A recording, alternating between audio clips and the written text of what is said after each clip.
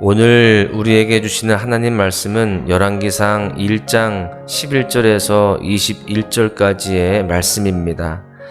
나단이 솔로몬의 어머니 밧세바에게 말하여 이르되 핫깃의 아들 아도니아가 왕이 되었음을 듣지 못하였나이까 우리 주 다윗은 알지 못하시나이다.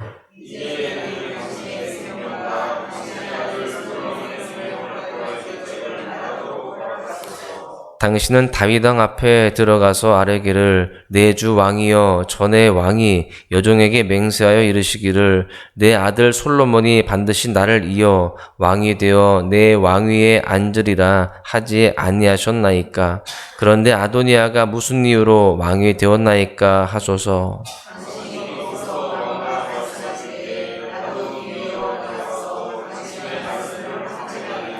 밧세바가 이에 침실에 들어가 왕에게 이르니 왕이 심히 늙었으므로 수냄 여자 아비삭이 시중 들었더라.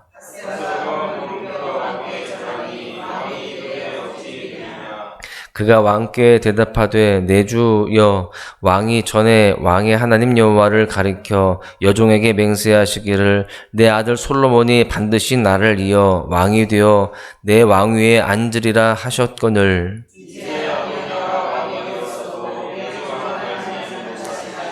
그가 수소와 살찐 송아지와 양을 많이 잡고 왕의 모든 아들과 제사장 아비아달과 군사령관 요압을 청하였으나 왕의 종 솔로몬은 청하지 아니하였나이다.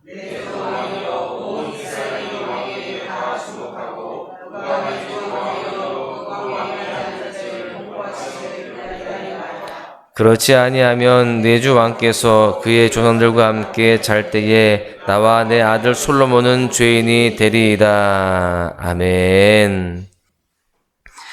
지금 핫깃의 아들 아도니아가 스스로를 높여 왕이 되고자 반란을 준비하고 있는 상황입니다.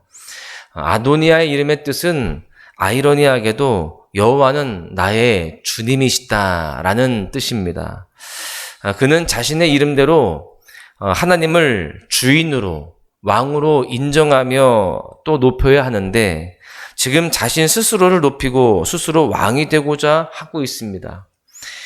다윗의 장자 암논은 압살롬에게 죽었고요. 그리고 셋째였던 압살롬은 반역 이후에 요압에 의해서 죽임을 당하게 됩니다. 그리고 둘째였던 길르압에 대해서는 성경에 따로 언급이 없는 것으로 보아서 성경학자들은 이른 나이에 일찍 죽은 것이다 라고 추정을 하고 있습니다. 따라서 다윗의 넷째 아들이었던 아도니아는 본인이 남아있는 장자의 권리를 차지해서 아버지 다윗의 왕권을 이어받는 것이 합당하다라고 생각을 했을 것입니다. 게다가 아도니아는요, 그 외모와 용모가 심히 준수했다라고 했습니다. 그리고 아버지의 마음을 섭섭하게 한 일도 없었다라고 기록을 합니다.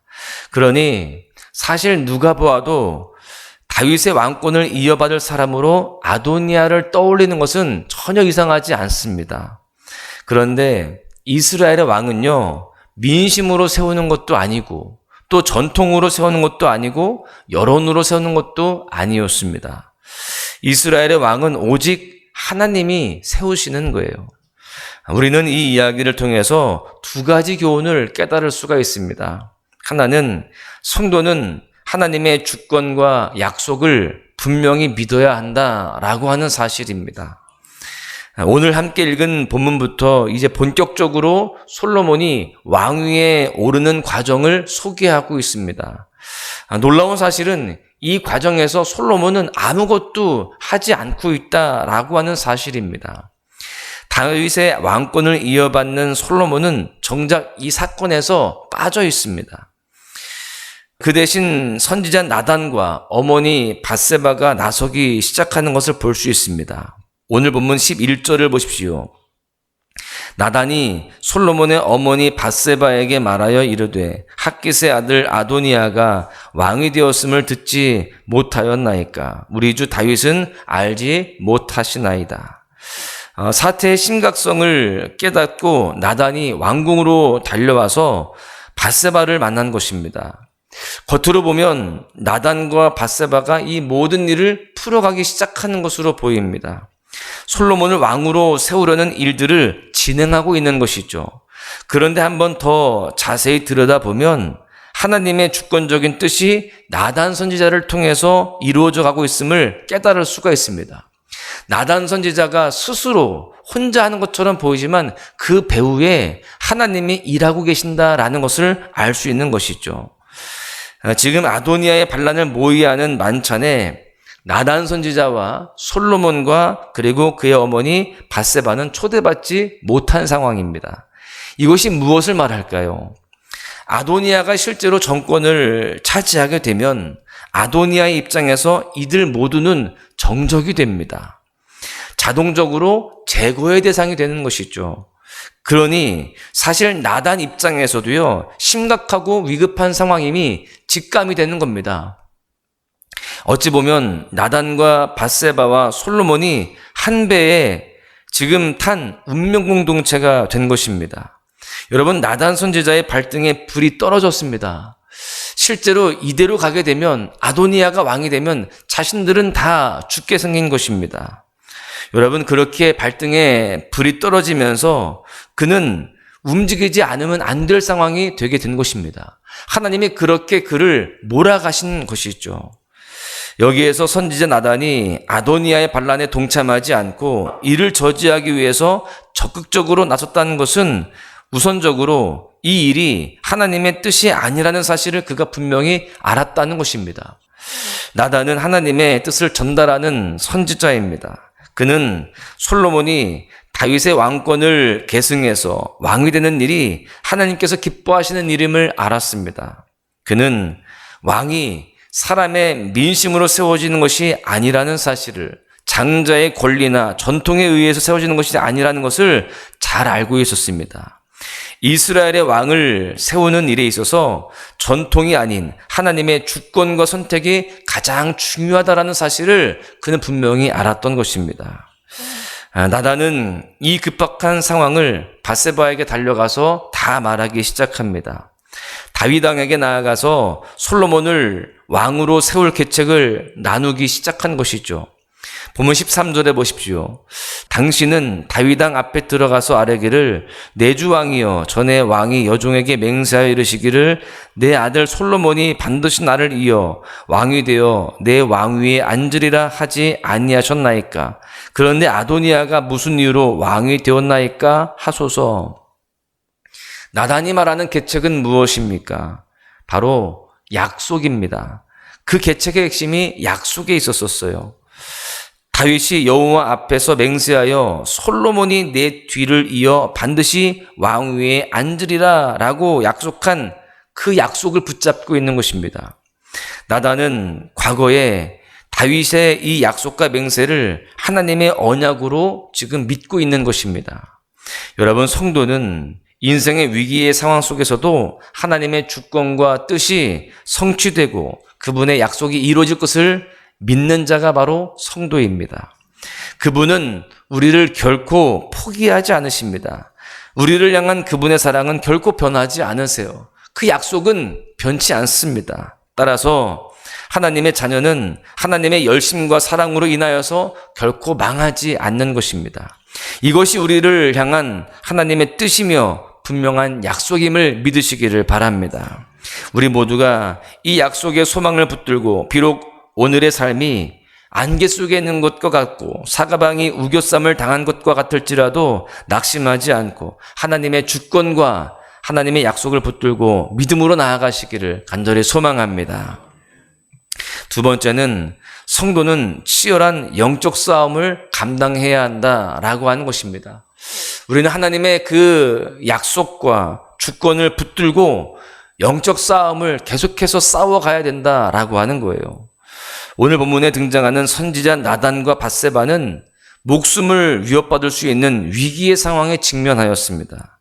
만약에 아도니아의 반란이 성공을 거둔다면, 아도니아가 진짜로 왕이 된다면 이들은 솔롬과 함께 다 죽은 목숨이나 마찬가지였습니다. 급박하게 돌아가는 현재의 상황만을 놓고 본다면 나단과 밧세바는 두려운 나머지 뒷걸음질할 수도 있습니다. 조용히 솔로몬을 데리고 도망칠 수도 있습니다.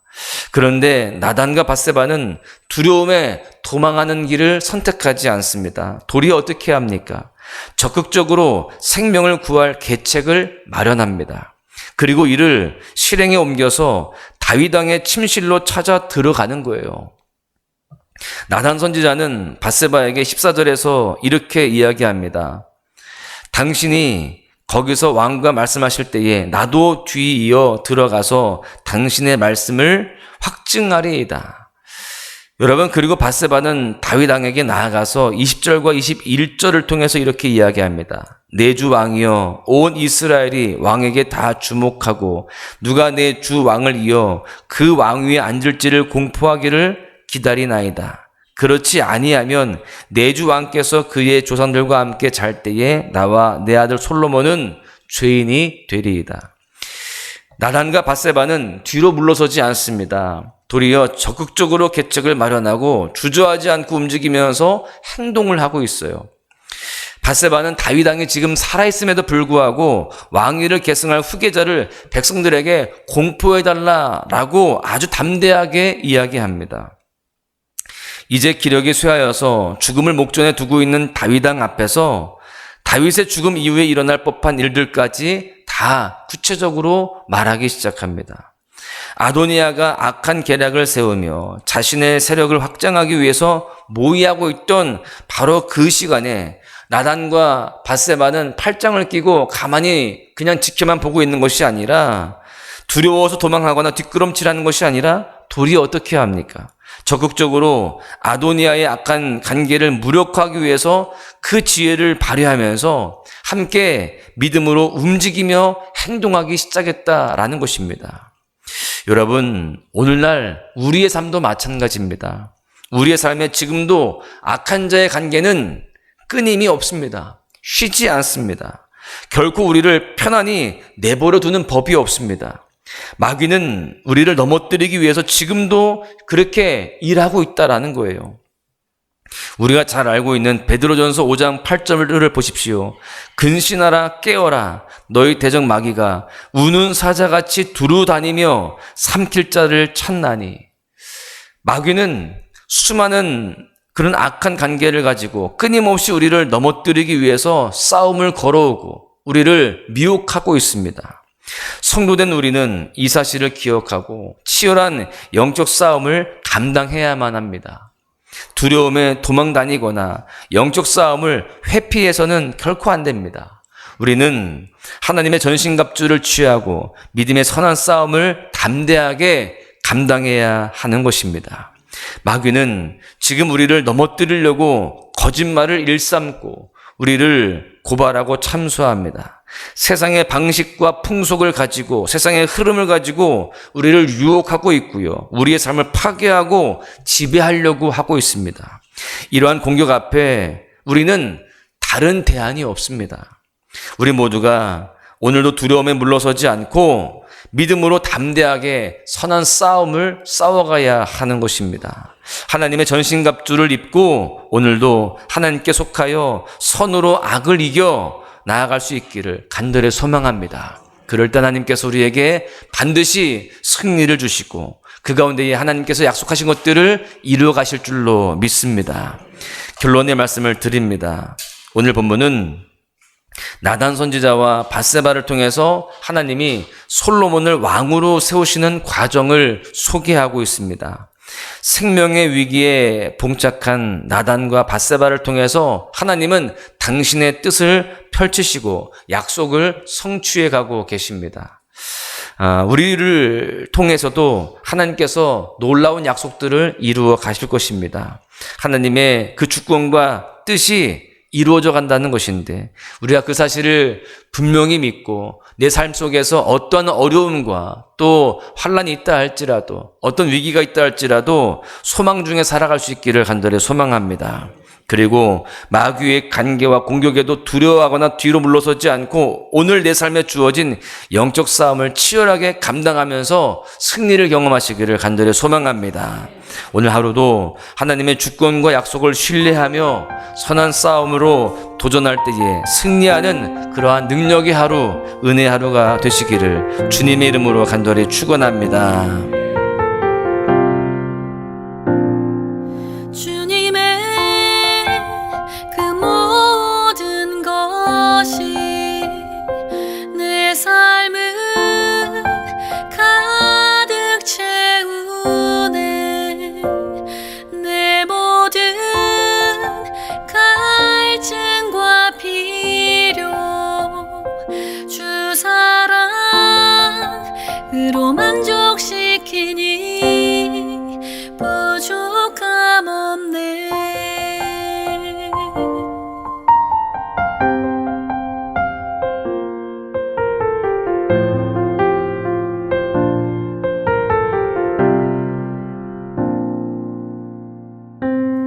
나의 공급자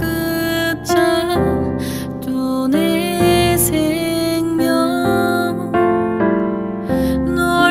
놀라우신 하나님 주 나의 상급 삶의 이유